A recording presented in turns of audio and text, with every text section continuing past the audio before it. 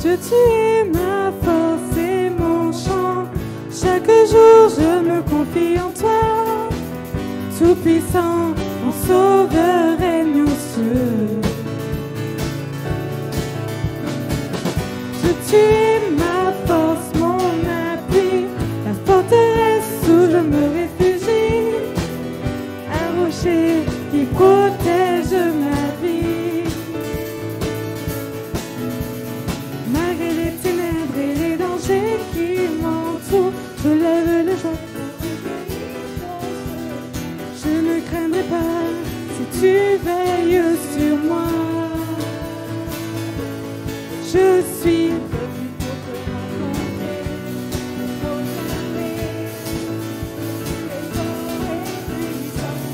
peux te résister, t'adoriser. Rien n'est impossible à toi, ô roi des rois. Tu es fort et puissant, au-dessus de tous les noms, nous déclarons que tu es fort et puissant. Oh, oh, oh, oh. On n'entend rien de là.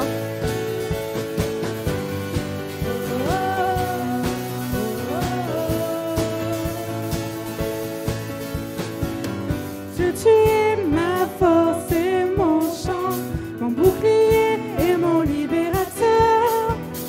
Souverain, mon sauveur règne aux cieux. Dieu, tu es ma force, mon appui, mon réconfort et mon plus tendre ami. Un rempart devant mes ennemis.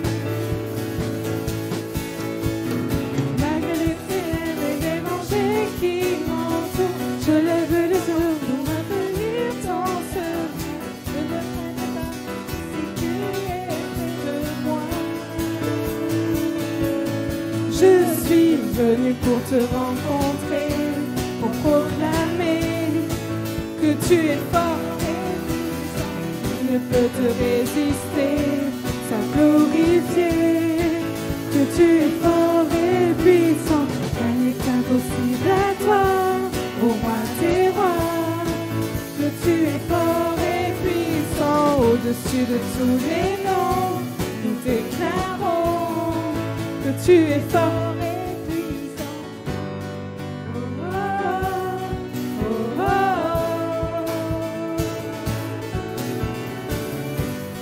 oh, oh, oh, oh. Rien ne peut me séparer de ton amour manifesté en Jésus-Christ, mon sauveur règne aux cieux. Rien ne peut me séparer de ton amour manifesté en Jésus-Christ, mon sauveur règne aux cieux. Rien ne peut me séparer de ton amour manifesté en Jésus-Christ, mon sauveur règne aux cieux. Rien ne peut me séparer de ton amour manifesté en Jésus-Christ, mon sauveur règne aux cieux. Oh, oh, oh,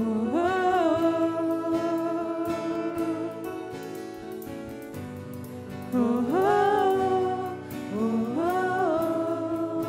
Dieu, tu es fort et puissant. Amen, tu es fort et puissant dans nos vies, Seigneur. C'est toi qui es intervenu dans nos vies, mon Dieu. On te demande encore plus de toi dans nos vies, Seigneur. Merci, Jésus.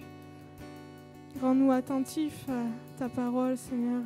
Et bénis ton serviteur, Seigneur. Merci, parce que tu l'as oint, Seigneur. Merci, mon Dieu, pour ces moments, pour ta présence qui est si bonne à nos cœurs, mon Dieu. Merci, mon Dieu. Alléluia, Jésus. Merci, mon Jésus. Alléluia, gloire à Dieu. Merci Seigneur, qu'il est bon de pouvoir célébrer notre Dieu. Amen. Alléluia. Alléluia. Oui, il est fort, il est puissant et il mérite notre louange, notre adoration. Il mérite aussi qu'on écoute et qu'on entende ce qu'il a à nous dire, bien évidemment. Non seulement il le mérite, mais c'est bon pour nous. C'est bon pour nous. Et j'aimerais qu'on puisse tout de suite lire un texte d'introduction sur ce que nous allons partager aujourd'hui. Et je vous invite à lire avec moi dans le livre des Psaumes au chapitre 8. Et on lira ensemble les 6 premiers versets. Psaume 8, verset 1. Au chef des chantres sur la gittite, psaume de David. Éternel, notre Seigneur, que ton nom est magnifique sur toute la terre. Ta majesté s'élève au-dessus des cieux. Par la bouche des enfants de ceux qui sont à la mamelle, tu as fondé ta gloire pour confondre tes adversaires et pour imposer silence à l'ennemi et au vindicatif. Quand je contemple les cieux, ouvrage de tes mains, la lune et les étoiles que tu as créées, qu'est-ce que l'homme pour que tu te souviennes de lui, et le Fils de l'homme pour que tu prennes garde à lui? Tu l'as fait de peu inférieur aux anges et tu l'as couronné de gloire et de magnificence. Tu lui as donné la domination sur les œuvres de tes mains. Tu as tout mis sous ses pieds, les brebis comme les bœufs et les animaux des champs, les oiseaux du ciel et les poissons de la mer, tout ce qui parcourt les sentiers des mers. Éternel notre Seigneur, que ton nom est magnifique sur toute la terre. Amen. Bon, finalement, on est allé jusqu'au bout, mais parce que c'est un beau psaume encore, comme toujours. Et on va encore prier, s'il vous plaît, un instant, juste quelques minutes. Seigneur, on veut te remercier pour ta parole. Elle est la vérité, elle est riche, Seigneur, et c'est vrai. Nous te prions, Seigneur mon Dieu, pour que tu nous aides à entendre ce que tu veux nous dire encore ce matin. Merci, mon roi, de vraiment disposer nos cœurs, s'il te plaît, Seigneur notre Dieu. On a tellement besoin de ne pas passer à côté de ce que tu veux nous dire. S'il te plaît, mon Dieu. Mais si souvent, en tout cas pour ma part, on peut être passé à côté, Seigneur mon Dieu, on peut être distrait. Et je te prie de nous aider vraiment ce matin à être attentif, à avoir un cœur ouvert, mon Dieu. Merci, Seigneur. Amen. Amen, Jésus. Voilà, j'aimerais partager avec vous ce matin autour de ce thème. Vous avez reçu, pour ceux qui reçoivent les messages, là, la petite image de ce qu'on va partager ce matin. Pourquoi Dieu a créé l'homme? Je vous avais dit, on en a déjà parlé quelques fois au travers de plusieurs messages. C'est un thème qui est un peu transversal. Mais je vous avais dit, je vous avais assuré qu'un jour, on parlerait de ça d'une manière précise, qu'on prendrait du temps pour parler de ça. Et c'est ce que j'aimerais faire avec vous ce matin. Alors, il y aura quelques références, etc. Je m'excuse parce que je n'ai pas fait le diaporama avec toutes les références, mais si vous voulez les noter, j'essaierai de bien vous les dicter. Donc, mais s'il y a besoin, n'hésitez pas à venir me revoir après.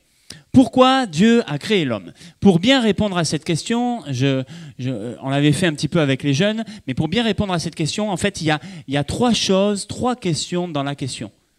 Trois questions dans la question. La première question, la première chose, le premier point important, quand on se pose cette question, pourquoi Dieu a créé l'homme, c'est pourquoi, pour quelle raison?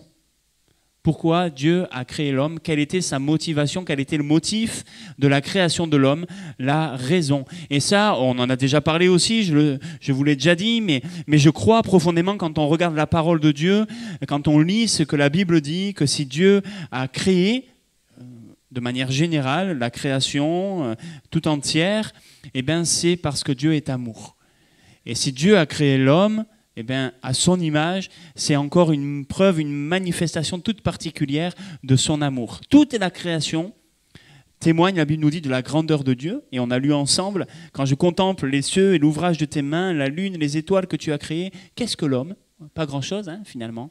Mais pourtant, si la création entière témoigne de sa grandeur, de sa puissance, la création entière, même l'homme, qui est peut-être pas grand-chose au vu de tout l'univers, témoigne aussi de son amour. Dieu est capable d'aimer à l'infini, il est amour, et parce qu'il est capable d'aimer à l'infini, il a créé l'univers infiniment grand et tout ce qu'il renferme. Et finalement, toute cette création montre l'infinie grandeur de l'amour de Dieu. Alors il faudrait rentrer dans toutes sortes de choses pour aller vraiment au fond de cette pensée-là. On n'a pas trop le temps ce matin parce qu'il y a plusieurs choses à partager, mais ce que j'aimerais que nous puissions retenir, c'est que si Dieu a créé, la raison qui fait que Dieu a créé, eh bien c'est, oui, parce qu'il est amour. Dieu aime ce qu'il a créé, il est capable d'aimer ce qu'il crée et parce qu'il aime par nature, parce qu'il est amour. Et ben oui, Dieu, c'est le motif de sa création aussi. Dieu est amour et sa création est la preuve de son amour. Et finalement, Dieu crée parce qu'il aime, mais il aime ce qu'il crée. Et c'est important. C'est important. Chaque créature de Dieu, chaque recoin de sa création manifeste sa gloire et son amour. Et Dieu a pris soin de tout ce qu'il a fait. La Bible nous dit, vous le savez, il y a plusieurs textes qui parlent de ça. Il prend soin des petits passereaux, il prend soin des lys des champs qu'il a vêtus, etc. Il connaît même le nombre de cheveux qu'il y a sur notre tête. Alors c'est vrai, pour certains c'est plus facile que pour d'autres. Mais Dieu prend soin et il connaît chaque recoin de sa création et Dieu aime. Dieu aime ce qu'il a créé. D'ailleurs, vous le savez, quand il va avoir fini de créer, ben, il va dire qu'il vit que tout cela était très bon. Et il se reposa le 7e jour. Alors oui, c'est vrai, l'homme a une place particulière, je le crois, on le voit dans la Bible, a une place particulière dans le cœur de Dieu. Mais est-ce que ça veut dire que Dieu aime moins le reste de la création? Je ne sais pas si on peut mettre une graduation. Je ne suis pas dans le cœur de Dieu et je ne voudrais pas m'avancer en ça, mais en tout cas, on voit que Dieu a créé l'homme à son image et qu'il y a une attention et une affection particulière pour l'homme, c'est vrai. Donc, pourquoi Dieu a créé l'homme? Parce qu'il aime et parce qu'il aime l'homme. Pas un verset en particulier nous dit ça d'une manière peut-être textuelle, j'ai créé l'homme parce que je suis amour, c'est vrai, mais la Bible entière nous témoigne de ça, nous parle de l'amour de Dieu et de cet amour que Dieu manifeste dans sa création. Je vous parlais des passereaux, des lys, des fleurs des champs, etc.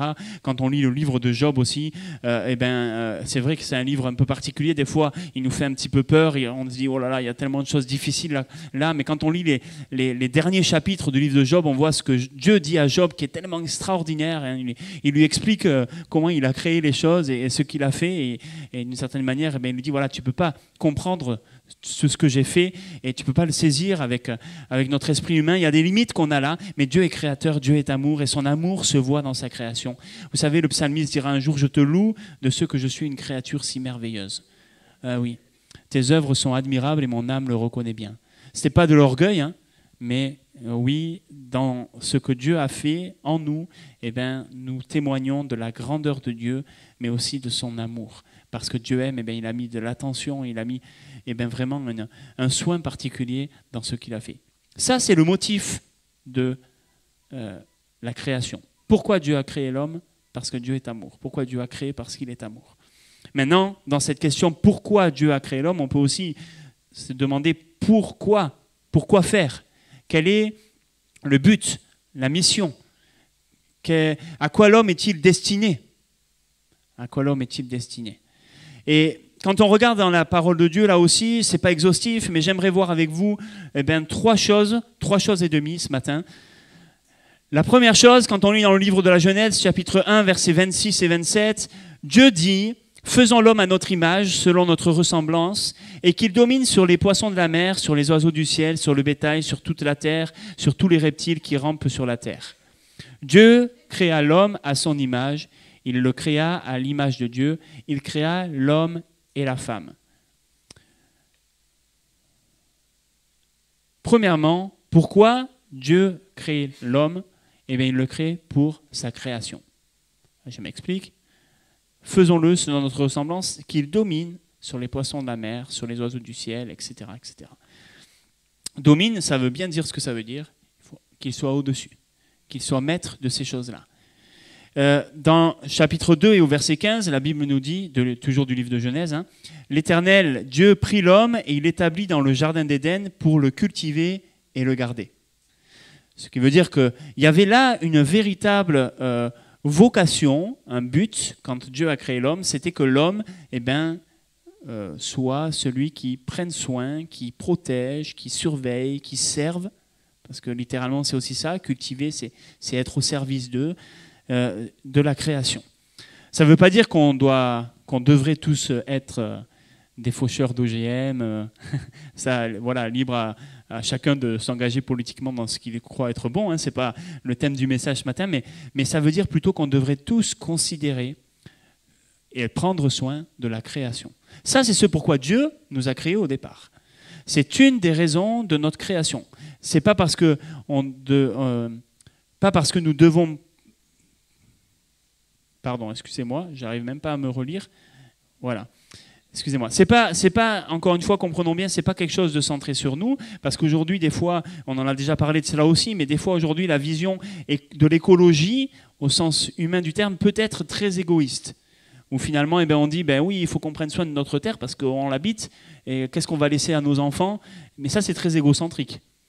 Dieu ne nous a pas demandé de prendre soin de la terre parce que c'était celle où on allait habiter, même si c'est vrai. Dieu nous a demandé de prendre soin de la terre parce que c'est pour ça qu'il nous a créés. C'était une mission qu'il nous a donnée. Et finalement, c'est presque, j'ai envie de dire, de manière désintéressée qu'on devrait être attentif à ce qui se passe autour de nous. Et qu'en tant que chrétien, on devait être des écologues en puissance. Des gens qui prennent soin de la création de Dieu, simplement parce que c'est la création de Dieu, parce qu'elle a du prix à ses yeux, parce que Dieu l'aime, et parce que Dieu nous l'a demandé. C'est ce pourquoi on a été créé au départ. On continue. Deuxième chose qui est importante aussi, bien sûr, et peut-être même plus importante, je ne sais pas si on peut faire un classement, mais en tout cas, je crois que quand on regarde la parole, ça c'est sans doute primordial, et ça pourrait peut-être même être dans la première partie de ce qu'on a partagé, être une motivation aussi, être une raison de ce pourquoi Dieu a créé l'homme, c'est pour sa gloire. La Bible nous dit, dans le livre d'Ésaïe, chapitre 43, verset 7, « Tous ceux qui s'appellent de mon nom, c'est Dieu qui parle, et que j'ai créé pour ma gloire, que j'ai formé et que j'ai fait. » Dieu nous a formés, il nous a fait, il nous a créés pour sa gloire. Dans Éphésiens, chapitre 1, verset 11 à 14, il est dit, « C'est aussi en Christ que nous avons été choisis, pour lui appartenir conformément à ce qui avait été fixé, j'ai du mal ce matin, excusez-moi. Je recommence, Éphésiens chapitre 1, verset 11. C'est aussi en Christ que nous avons été choisis pour lui appartenir, conformément à ce qu'avait fixé celui qui met en œuvre toutes choses, selon l'intention qui inspire sa décision. Ainsi, nous avons été destinés d'avance à célébrer sa gloire, nous qui, les tout premiers, avons placé notre espérance dans le Messie. Donc là, c'est pour les chrétiens. Et en Christ, vous aussi, vous avez entendu le message de vérité, cet évangile qui vous apportait le salut. Oui, c'est aussi en Christ que vous, qui avez cru, vous avez obtenu de Dieu l'Esprit Saint qu'il avait promis et par lequel il vous a marqué de son sceau. C'est cet esprit qui constitue l'acompte de notre héritage en attendant la délivrance du peuple que Dieu s'est acquis. Ainsi, tout aboutit à célébrer sa gloire. Vous relirez ce texte, Éphésiens 1, verset 11 à 14. Dans ce texte-là, Paul parle donc aux Éphésiens et il est en train de dire que finalement, ceux qui ont été sauvés, les chrétiens, ont un rôle particulier, retrouvent un petit peu, et on en parlera tout à l'heure, c'est ce pourquoi ils avaient été créés au départ, c'est-à-dire rendre gloire à Dieu. Le fait que Dieu nous ait créés pour sa gloire, ça implique forcément, c'est sous-entendu que le but de notre vie, ça doit être de glorifier Dieu. C'est ce que Paul va dire de différentes manières, notamment aux Corinthiens, vous savez, quoi que vous mangiez, quoi que vous buviez, finalement, faites tout pour la gloire de Dieu. Tout doit être fait pour la gloire de Dieu. Bon, on parle souvent de ça, mais c'est tellement important. On ne peut pas passer à côté de ça dans la parole de Dieu. J'ouvre une parenthèse que je referme très vite. Peut-être que des fois, et on l'a partagé déjà aussi, mais peut-être que des fois, on pourrait se dire c'est quand même un petit peu exagéré de la part de Dieu de chercher sa propre gloire et de créer des choses pour sa propre gloire, alors qu'il nous demande à nous d'être humbles et de ne pas chercher notre propre gloire. Vous savez que dans la parole, à un moment donné, il y a un roi qui s'appelle Agrippa, Hérode Agrippa, qui... La Bible nous dit, il va se présenter devant une foule, là. Il y avait eu tout un truc qui avait été fait avec les habitants de Tyr, de Sidon, bref, je ne rentre pas dans tous les détails, mais la Bible nous dit que cet homme, le roi Agrippa, la foule va un petit peu l'haranguer, là, il va dire, c'est la voix d'un Dieu et non d'un homme. Et la Bible nous dit qu'à ce moment-là, cet homme va mourir sur place, rongé par les vers, parce qu'il n'avait pas rendu la gloire à Dieu, mais il se l'était approprié. Et finalement, on pourrait se dire, oui, mais Dieu, il s'approprie, il cherche aussi la gloire, mais vous comprenez bien, nous comprenons bien, mais je le précise quand même au cas où, que ce qui est valable pour nous, ça n'est pas pour Dieu. Parce que si nous, on s'approprie la gloire de quelqu'un, Dieu ne s'approprie la gloire de personne. Toute la gloire lui appartient, elle est à lui, elle lui revient, il est glorieux, il mérite la gloire, et la gloire est à lui au siècle des siècles et de toute éternité. Donc c'est juste qu'il soit glorifié, et c'est bon, c'est juste qu'il reçoive la gloire de tout l'univers, y compris de tout ce qu'il a créé. Donc ça nous conduit à quelque chose d'important aussi. Nous avons été créés pour la gloire de Dieu, c'est le but aussi. Dieu nous a créé l'homme, a créé la femme, mais a créé toute la création pour la gloire de Dieu. Et je vous disais tout à l'heure, la création entière témoigne de la grandeur de Dieu, de la gloire de Dieu. Donc oui, si Dieu a créé les choses, c'est pour sa gloire. Ça poursuit un but, c'est de le glorifier. C'est de le glorifier. Celui qui glorifie Dieu, quand on est dans ce but, ce pourquoi Dieu nous a créés, alors je crois que c'est possible quand on devient chrétien, comme on l'a lu ici dans le livre des Éphésiens, quand on retrouve un petit peu cette relation avec Dieu, quand on est restauré, réhabilité dans ce pourquoi Dieu nous a créés, qu'on retrouve cette intimité avec Dieu, alors celui qui glorifie Dieu par sa vie, il s'aperçoit avec joie, qu'en glorifiant Dieu, il trouve du bonheur. C'est tellement bon de donner la gloire à Dieu dans ce qu'on fait. Des fois de dire, finalement, ça c'est pas moi, mais c'est Dieu. Ce que je suis, je ne le dois pas à moi-même ou pas grand-chose, mais c'est à Dieu. Et c'est tellement bon et on trouve tellement de bonheur dans cela. Ce pourquoi Dieu nous a créés, c'est pour que l'on soit heureux en lui, qu'on prenne plaisir en lui. Et Jésus dira, je suis venu afin que mes brebis, les hommes, aient la vie et qu'elle ait en abondance, qu'elles aient une vie abondante. Ce que Dieu veut, c'est qu'on ait une vie abondante. David, lui, va dire, on connaît ces textes, on en a parlé il n'y a pas très longtemps, dans le psaume 16, tu me fais connaître le sentier de la vie, il y a une plénitude de joie, où il y a d'abondantes joies devant ta face, Seigneur, des délices éternelles auprès de toi. Dans le psaume 27, vous savez, le psalmiste va dire, il y a une chose que je désire ardemment, c'est habiter tous les jours dans la maison de l'Éternel. Pourquoi ? Pour admirer sa beauté. Chercher à le connaître dans sa demeure. Il y a le Asaph qui dira aussi, vous connaissez ce psaume, on l'a cité aussi il n'y a pas longtemps, le psaume 73, « Qui est l'autre ai-je au ciel que toi, et sur la terre je ne prends plaisir qu'en toi. Mon corps peut s'épuiser, mon cœur peut défaillir, mais Dieu reste mon rocher et mon bien précieux pour toujours. » Oui. Si on trouve notre bonheur, notre joie dans la présence de Dieu, on se réjouit en lui, alors on est aussi dans un des buts de ce pourquoi Dieu nous a créés. Il nous a créés pour que l'on trouve notre joie en lui. Et c'est pour ça qu'en abandonnant Dieu, en quittant Dieu, malheureusement, l'homme manque de bonheur et est à la recherche du bonheur, cherche à combler cette joie qui ne peut se trouver finalement qu'en Dieu, qu'en Jésus-Christ. Dans le psaume 84, versets 2, 3 et le verset 11 aussi, le psalmiste dit « Comme j'aime ta maison, Seigneur de l'univers, je meurs d'impatience en attendant d'entrer dans les cours de ton temple. Mon cœur et mon corps crient de joie vers le Dieu vivant. » Verset 11, « Un seul jour dans les cours de ton temple vaut mieux que 1000 jours passés ailleurs. » Alléluia. Quand on apprend à connaître Dieu, à faire de lui nos délices, à faire de sa personne nos délices, de sa présence nos délices, on trouve en lui une joie véritable, on apprend à se réjouir en lui, à être dans sa présence comme simplement ses enfants, ses créatures, et à jouir d'une communion avec lui qui est une bénédiction plus grande que tout ce qu'on peut imaginer, que tout ce qu'on peut trouver sur la terre. Et l'attitude normale du chrétien, c'est donc de rendre la gloire à Dieu, de donner gloire à Dieu. Et quand il rend gloire à Dieu, il se trouve heureux et profondément dans le bonheur de donner gloire à celui qui l'a créé, qui l'a sauvé et qui mérite toute la gloire.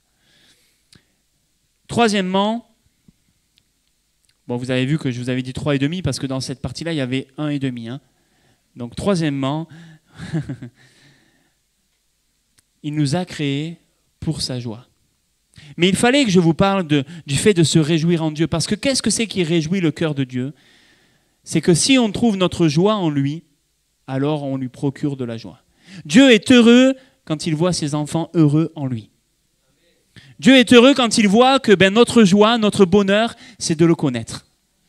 Et c'est extraordinaire, je ne sais pas si on le réalise vraiment, je ne sais pas si on réalise que quand on glorifie Dieu et qu'on trouve notre joie en lui, alors lui, il se réjouit en nous. Je ne sais pas si on le réalise vraiment. Vous savez ce que dit la Bible dans Ésaïe chapitre 62, verset 5 ? « Comme la fiancée fait la joie de son fiancé, ainsi tu feras la joie de ton Dieu. » Je me dis, Seigneur, mais vous savez, des fois on le chante, hein, le plus grand miracle à mes yeux, Seigneur, c'est que je fais ta joie. Mais quel miracle extraordinaire. Je repensais à ces textes et vous savez, dans le psaume 37 aussi, il est dit au verset 23, « L'Éternel prend plaisir dans la voie de l'homme. » Et je me disais, Seigneur, mais c'est tellement extraordinaire de considérer que moi, pauvre pécheur, qui n'ai pas tenu compte de toi, qui était loin de toi, qui fait si souvent des choses qui ne sont pas terribles, je suis capable de te donner du plaisir. Tu es capable de te réjouir en moi, Seigneur. Tu es capable de prendre plaisir dans ma vie, dans mon cœur. Et ça, oui, ça m'émeut, ça me réjouit. Je me dis, Seigneur, c'est tellement extraordinaire. Quand on comprend et qu'on réalise que c'est ce pourquoi Dieu nous a créés. Il nous a créés pour prendre plaisir en nous.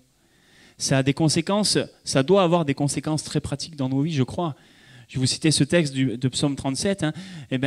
L'Éternel, il prend plaisir dans les voies de l'homme. Ça dépend des voies qu'on emprunte, bien évidemment, hein, vous comprenez bien. Quand on prend conscience que Dieu nous a créés pour le glorifier et qu'on vit en conséquence, qu'on marche dans cette voie-là, dans ces voies-là, on découvre une joie spirituelle intense qu'on n'avait pas connue auparavant. Et quand on trouve cette joie dans le Seigneur, dans le fait de marcher avec lui, Dieu prend plaisir en nous. Quand on prend conscience que Dieu lui-même prend plaisir à être en communion avec nous, alors Pierre dira, on est transporté d'une joie inexprimable. Hein, inexprimable. Dans 1 Pierre chapitre 1 verset 8, il dit ceci, « Vous aimez Jésus sans l'avoir vu, vous placez votre confiance en lui sans le voir encore, et à cause de lui, vous êtes transportés de joie. Une joie inexprimable qui porte en elle le reflet de la gloire céleste. » Donc le but de ce pourquoi l'homme a été créé, ce pourquoi Dieu nous a créés, c'est pour qu'on prenne soin de la création, pour qu'on le glorifie, pour qu'on trouve notre joie en lui et qu'on fasse sa joie, que lui trouve sa joie, trouve son plaisir en nous. Et ces trois buts, je vous disais tout à l'heure, très brièvement, je vous ai dit qu'on y reviendrait, mais ces trois buts sont les buts originels. Hein? Le problème, c'est qu'il y a eu un autre problème. Il y a eu un pépin. C'est le péché originel. Et ce péché nous a, finalement, fait passer à côté, nous a fait perdre le but de ce pourquoi Dieu nous avait créés. Aujourd'hui, on le voit d'ailleurs, si vous regardez autour de nous, même dans certains programmes des candidats présidentiels, on voit que finalement la création, elle n'a peut-être jamais été aussi mal. Quand on regarde autour de nous la société dans laquelle on vit, on se dit finalement, Seigneur, te donner la gloire, on n'a pas l'impression que ça va en s'arrangeant non plus. Seigneur, que des hommes, des femmes trouvent leur joie en toi, oui, merci Seigneur, il y en a, et heureusement, gloire à Dieu. Et on ne veut pas être défaitiste, mais on se dit, Seigneur, il y en a encore tellement qui ne trouvent pas leur joie en toi. Quand on regarde autour de nous, on se dit, Seigneur, il y a aussi tellement de choses, et sans doute de plus en plus, qui t'empêchent à toi de te réjouir dans les voies de l'homme. Et on se dit, le péché est venu là et a fait exploser, a fait partir complètement en éclats la mission, le but que Dieu avait prévu pour nos vies quand il nous a créés. Ce pourquoi Dieu nous a créés aujourd'hui, j'ai envie de dire, c'est presque foutu, mais presque. Parce que c'est pas foutu, hein, heureusement. Heureusement. Merci Seigneur. Il a pourvu parfaitement. Et ça m'amène à cette troisième question qu'on peut se poser, pourquoi Dieu a créé l'homme, et qu'on se pose souvent d'ailleurs, je pense, enfin si vous êtes comme moi, qu'on a dû se poser en tout cas au moins une fois. C'est pourquoi Dieu a créé l'homme alors que il savait qu'à un moment donné, l'homme allait vouloir vivre sa vie sans lui. Alors qu'il savait que l'homme allait pécher. Pourquoi Dieu a créé l'homme alors que? Qu'est-ce qui a pu pousser son cœur à dire eh bien, je le fais quand même. Alors je n'ai pas la réponse précise à ça, hein, mais j'ai envie de vous dire, je vais peut-être vous décevoir, hein, mais c'est parce que Dieu est amour. Il savait que certains pécheraient. Il savait, c'est une certitude, je crois que sans aucun doute que Dieu savait, mais il savait aussi que certains choisiraient de l'aimer. Dieu est créateur et ça fait partie de sa nature. Il est amour, mais il est aussi celui qui crée et il aime ceux qu'il crée. Et finalement, eh bien, pourquoi les hommes sont là, entre guillemets, libres de choisir? On se dit, il aurait pu faire de nous des marionnettes et dire, voilà, les hommes, je les mets dans le jardin, ils s'occupent du jardin, mais ils n'ont pas le choix. Ils doivent m'aimer, ils doivent se prosterner devant moi, me servir, me donner la gloire, et puis c'est tout. Mais Dieu nous aime et il a choisi de nous laisser le choix. Dieu laisse le choix. Et finalement, alors je vous ai déjà parlé de ça aussi, c'est une image que je prends souvent, même si elle a ses limites quand même, et il faut le reconnaître. Hein. Mais finalement, c'est un peu comme nous. Je suis papa de 3 enfants, vous le savez, pour beaucoup d'entre vous, et beaucoup au milieu de nous sont parents. Mais même ceux qui ne le sont pas pourront le comprendre sans problème. On fait des enfants, et oui, c'est vrai, on est conscient que nos enfants peuvent un jour faire n'importe quoi. On est conscient qu'ils peuvent faire des bêtises. Alors, oui, c'est vrai, la limite, c'est que Dieu, il était sûr que ça allait arriver. Hein. Bon, nous, on ne sait pas, on espère quand même que ça ne va pas être le cas. Mais on est sûr de rien. Mais on se doute bien que quand même, surtout quand on est chrétien, on se doute bien que nos enfants, à un moment donné, ils vont quand même faire des mauvais choix. Qu'à un moment donné, s'il n'y a pas Dieu qui pose sa main sur leur vie, quoi qu'il en soit, avant que ce moment-là arrive, il risque d'y avoir des choses qui ne vont pas plaire à Dieu. Et que quoi qu'il en soit, il y en aura des choses qui ne plairont pas à Dieu. Pourtant, on choisit de faire quand même nos enfants en se disant, Seigneur, il y a une chose qui nous réjouit, qui nous rassure, qui nous réconforte ou qui est notre espoir, c'est que toi, tu as envoyé Jésus et que nos enfants, ils pourront être sauvés et que nos enfants, ils pourront faire le bon choix et que nos enfants, ils pourront t'appartenir, te servir, te glorifier, faire ta joie et toi, trouver ta joie en eux. Et Seigneur, ce qui me réjouit, c'est de savoir que, oui, parmi mes enfants, et je fais tout pour ça, je prie pour ça, je les enseigne pour ça, je leur donne tout ce qu'il faut pour qu'un jour ils fassent le bon choix. Maintenant, je sais que le choix leur appartient. Je ne peux pas le faire à leur place. Mais ce qui me réjouit, Seigneur, c'est de me dire que c'est mes enfants, peut-être, sans doute, je l'espère, je prie pour ça, un jour, ils te serviront bien mieux que ce que moi j'ai pu le faire, bien mieux que ce que d'autres ont pu le faire. Et je me dis, Seigneur, c'est pour ça qu'on les fait aussi, nos enfants. C'est pour toi. Même si c'est nos enfants et qu'on les aime de tout notre cœur, on sait que Dieu les aime encore plus. Parce que ce sont des créatures de Dieu et que Dieu aime ce qu'il a créé. Dieu crée l'homme, pourtant il sait que certains, il savait que l'homme allait pécher, il savait que tous allaient pécher, mais il avait prévu un plan de sauvetage. Il savait que certains choisiraient de le suivre. Et c'est important. J'aimerais terminer en vous parlant d'une dernière chose qui est primordial aussi, parce que quand on considère ce qu'on vient de voir ensemble, on a répondu à cette question brièvement, je sais qu'il y aura encore beaucoup de choses à dire, mais on pourrait se dire, finalement, la raison de l'amour, Dieu nous a créés parce qu'il aime, parce qu'il est amour, et cette raison de ce pourquoi Dieu a créé, ça pourrait nous laisser croire que Dieu a eu besoin de créer l'homme parce que, il avait besoin d'assouvir un besoin paternel, un besoin de manifester son amour, d'avoir des choses à aimer. On pourrait penser que Dieu avait besoin de communion, besoin d'échange, besoin d'avoir cette relation qu'il a avec nous. On pourrait penser que si Dieu nous a créés dans le but de lui donner la gloire, de trouver notre joie en lui et de lui procurer de la joie, on pourrait penser que s'il ne l'avait pas fait, ça pourrait sous-entendre que Dieu ne pourrait pas trouver de la joie ou qu'en tout cas il a besoin de nous pour prendre soin de la création, besoin de nous pour lui rendre la gloire, pour lui procurer de la joie, besoin de nous pour être heureux. On pourrait penser ça. On pourrait penser aussi que le fait que Dieu savait qu'on allait pécher et qu'il nous a créés malgré tout, parce qu'il savait qu'il avait un plan de salut, c'est un peu comme s'il avait un syndrome du super-héros. Ils se disent, c'est pas grave, moi je vais les sauver, il n'y a pas de problème. Et puis qu'il nous avait créés parce qu'il avait besoin qu'on le choisisse, qu'on le suive pour être heureux, qu'on soit comblé. Mais c'est une erreur de penser tout cela. Pourquoi ? Parce que quand on lit la Bible et quand on considère ce que la Bible nous dit là encore, on se rend compte que Dieu est un Dieu indépendant. Qu'est-ce que cela signifie ? L'indépendance de Dieu, c'est un terme théologique. Dans d'autres, un autre terme qui est utilisé, c'est l'acéité de Dieu. C'est très technique, très théologique tout ça, mais l'indépendance de Dieu, c'est du quoi ? C'est que Dieu n'a pas besoin de l'homme, ni du reste de la création d'ailleurs. Cependant, l'homme et la création peuvent le glorifier et lui procurer de la joie. Dieu n'a pas besoin de l'homme et de sa création. Il dira un jour, et c'est Paul qui nous dit cela dans le livre des Actes, il dit « Le Dieu qui a fait le monde et tout ce qui s'y trouve, étant le Seigneur du ciel et de la terre, n'habite pas dans des temples faits de mains d'hommes. Il n'est point servi par les mains humaines comme s'il avait besoin de quoi que ce soit. Lui qui donne à tous la vie, la respiration et toutes choses. » Dieu, entre guillemets, n'a besoin de rien de nous. Dans le livre de Job, il dit ceci, je vous disais tout à l'heure que ces derniers chapitres sont extraordinaires, relisez-les à la maison si vous avez le temps. Mais dans le chapitre 41, au verset 3, Dieu dit à Job, « Qui m'a prêté pour que j'aie à lui rendre ?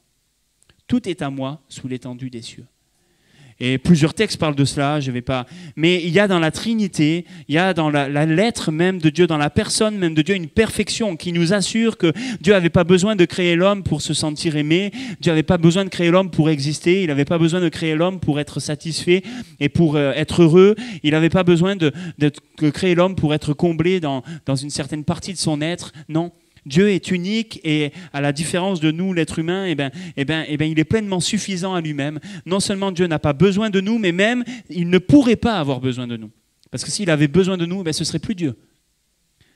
Alors je ne vais pas aller trop loin parce que là on rentre dans des grandes phrases théologiques, mais l'écart entre ce que nous on est, entre ce qu'est l'être humain, une création, une créature, et puis ce qu'est l'être de Dieu, le créateur, celui qui est tout et qui a tout créé et qui est de toute éternité, l'écart il est immense, il est infini. Il est infiniment encore plus grand que je sais pas, une goutte d'eau dans l'océan ou qu'un briquet devant le soleil et encore voilà, infiniment plus que ça. L'homme et la création ne sont pas nécessaires à ce que Dieu soit Dieu. Pourtant, on l'a vu dans la définition, Dieu n'a pas besoin de l'homme et du reste de la création. Cependant, la création et l'homme peuvent glorifier Dieu et lui procurer de la joie. Et cette deuxième partie nous garde de penser d'une une chose importante, c'est que l'indépendance de Dieu implique qu'on ne compte pas pour lui. Parce que ça, ce n'est pas vrai non plus. Penser que parce que Dieu n'a pas besoin de nous, du coup, il se fiche de nous, non. Ça, ce serait un petit peu humain. Des fois, on se dit, nous, humainement, si on n'a pas besoin de quelque chose, on n'en a pas besoin. Hein. C'est pas grave si on ne l'a pas. C'est pas très grave. On n'en a pas besoin. Mais pour Dieu, c'est différent. Dieu n'a pas besoin de nous, mais pourtant, il nous désire. Mais pourtant, il nous aime. Et pourtant, on peut lui procurer une véritable joie et on peut lui apporter la gloire. Et cette deuxième partie nous amène, cette deuxième partie de la définition là, nous amène à se dire, finalement, ce que la Bible nous révèle, c'est qu'on a été créé pour la gloire de Dieu. On peut lui procurer de la joie, on peut lui rendre gloire, on peut le glorifier et il peut prendre du plaisir en nous. Donc finalement, et je terminerai par ça ce matin, frères et sœurs, mais notre valeur, elle est dans ce que Dieu a décidé qu'on en avait. Ce qui donne un sens et de la valeur à notre vie, c'est que Dieu a décidé que l'on comptait pour lui. Et ce n'est même pas la quantité de gloire ou de joie qu'on va lui rendre. C'est simplement que Dieu a décidé que l'homme, que la création comptait pour lui. Même si Dieu n'était pas tenu de nous créer, il a choisi de le faire. Il a choisi de le faire parce qu'il aime.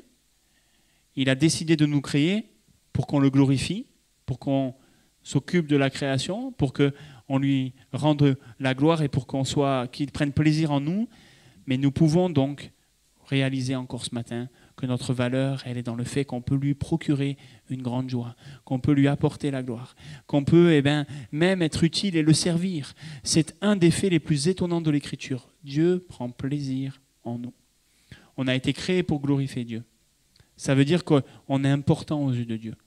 Et si on est réellement important aux yeux de Dieu pour l'éternité, alors quelle plus grande valeur on pourrait espérer avoir ? La valeur que peuvent nous donner les choses dans ce monde, elle est temporaire. Hein. À un moment donné, elle s'arrêtera. Mais la valeur que Dieu nous donne, c'est une valeur éternelle. Celle qu'on a aux yeux de Dieu, elle est éternelle, cette valeur.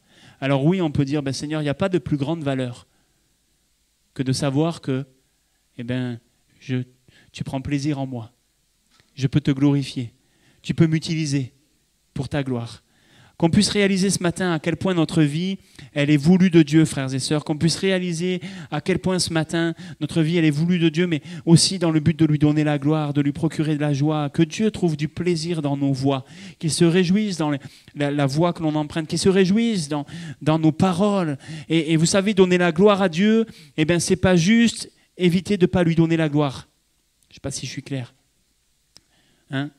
Et donner la gloire à Dieu, c'est pas juste dire bon, je vais faire attention de rien faire qui déplaît à Dieu. C'est pas juste ça. C'est vrai, ça c'est déjà bien. Si on y arrive, c'est une bonne chose. Mais c'est non seulement c'est pas faire ce qui déplaît à Dieu, mais c'est aussi faire ce qui lui plaît. C'est non seulement être capable de s'abstenir de certaines choses, mais c'est aussi être capable de dire Seigneur, ma bouche, mes paroles, comme on le fait ce matin quand on loue le Seigneur, mes paroles te donneront la gloire et vont réjouir ton cœur, Seigneur. Ces choses-là, elles ne vont pas rester juste, je ne vais pas juste faire attention de ne pas dire de gros mots, mais je vais aussi faire attention que ma bouche, elle proclame ta grandeur et ta gloire. Je ne vais pas juste faire attention que mes comportements soient bien, d'être quelqu'un d'honnête et tout, c'est super, c'est très bien, hein, attention, hein, c'est déjà super, hein, mais je vais faire aussi en sorte que mes comportements, que mes actions, que mes décisions, te glorifient, Seigneur. Que les gens puissent dire, quand ils voient ma vie, quand ils m'entendent parler, là, cet homme, cette femme, elle rend gloire à Dieu. Alléluia. Alors que Dieu nous aide. Si on réalise ça, alors toutes les circonstances, tout ce qui peut arriver dans la vie, tout ça, ça prend un autre relief. Ça ne s'arrête pas, hein, mais ça prend un autre relief. Les bonnes circonstances, les bonnes choses qui arrivent, nous produisent de la joie, de la reconnaissance. On dit merci Seigneur, quelle grâce de vivre ces choses. Et les mauvaises, finalement, elles disparaissent parce qu'on se dit ce qui compte, Seigneur, c'est de te donner la gloire, même dans ces mauvaises choses. Alors ça ne veut pas dire que voilà, hein, tout est balayé, mais c'est de dire, mais oui Seigneur, je réalise, je veux prendre la mesure des choses. Et il y a des choses qui sont pas sur le même niveau, qui ne sont pas dans la même échelle, qui ne sont pas sur le même référentiel là. Je peux te donner la joie et te rendre gloire pour l'éternité. C'est éternel. C'est éternel. La vie éternelle pour la gloire et la joie de notre Père, de notre Roi. Quel but, quelle destinée extraordinaire. Entrer dans notre destinée, c'est simplement ça. C'est dire, Seigneur, ce pourquoi tu m'as créé, c'est ta gloire, c'est te réjouir, c'est trouver ma joie en toi, mon bonheur en toi. Et Seigneur, c'est être utile entre tes mains, c'est te servir encore et servir à l'avancement de ton royaume, à la gloire de ton royaume, de ton nom sur cette terre. Alors que Dieu nous aide, parce que c'est non seulement sur cette terre, mais ça sera pour l'éternité, quand on sera au ciel avec lui. Alléluia. On prie ensemble. Seigneur, on te bénit, on te rend grâce. Vraiment de tout mon cœur, Seigneur. Je veux t'apporter ma reconnaissance ce matin, en repensant au fait que, Seigneur, on peut réjouir ton cœur, qu'on peut te donner la gloire, nous, si petits, Seigneur mon Dieu, si pécheurs, Seigneur mon Dieu, on peut te donner la gloire et réjouir ton cœur.